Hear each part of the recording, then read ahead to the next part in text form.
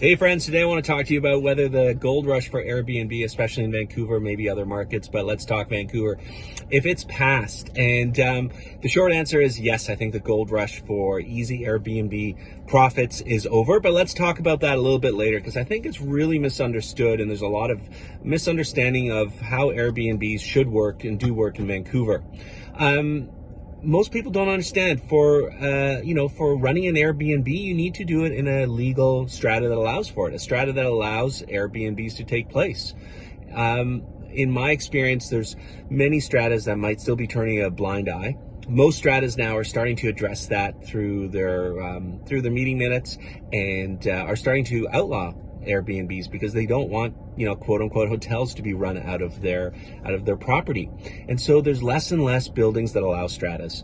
Less and less stratas that allow Airbnb. And of the ones that I really have helped clients buy over the many years or feel comfortable going forward, there's probably less than a dozen proper buildings that I think are Airbnb friendly and approved and are not problematic buildings or buildings with really high, insurance premiums and other outstanding issues that are going to come down the pipeline.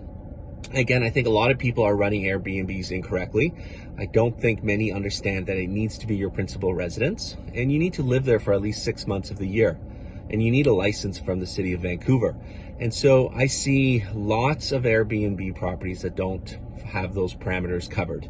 And what I'm finding right now amongst, the realtors in my office that work from there and realtors in general, I feel like Airbnb has rejuvenated itself in the conversation and it's almost a bit frothy, which tells me it's probably at the tipping point of its peak.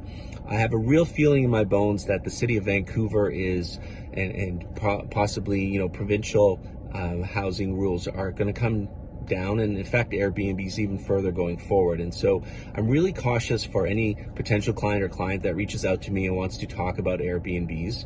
And I'm really questioning and hesitant when I see properties marketed on the MLS system with Airbnb potential sales rates. So you see a property that says it's, a 2-bedroom listed for $650 and it's got Airbnb potential of $120,000. Like, I really believe that's misleading because I believe there's a lot of risk that might not be maintainable, not achievable, and it could disappear.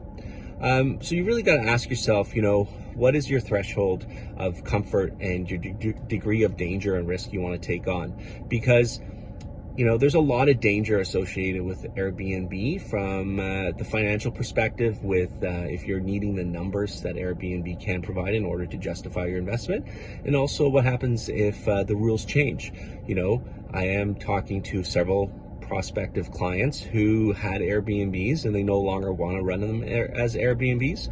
And the numbers don't make sense for them personally to keep them as long-term rentals, and so they're looking to liquidate them. Imagine if you bought a property 6 months ago solely for the purpose, or now for Airbnb, and 6 months from now if it becomes unallowed in that same strata, what is the ramifications? And so again, a legal Airbnb needs to be in a legal strata where the strata allows for it. You need to have it as a principal residence with a license from Vancouver. And so it's not that easy to fulfill that. The ideal client and the clients I've helped in the past are typically, folks who have a job where they're traveling a bit or one client I'm thinking of works 4 weeks on and 4 weeks off. And so the time that they're away, they fill it a little bit with a rental. It helps their income and they enjoy doing that. But in short, I do believe the financial frothy days of Airbnbs where it's the Wild West, it's the gold rush, are behind us.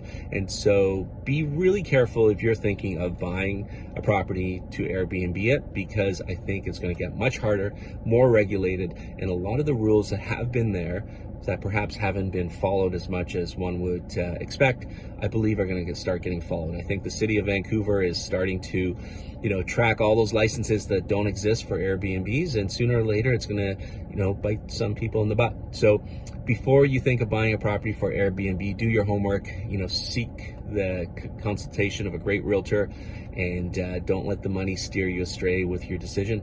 If you have any real estate needs in Vancouver, reach out to me or anyone on my team, the Kimbuna team with Keller Williams Realty Van Central, and we give great advice, and we're always willing to share it. Have a great day.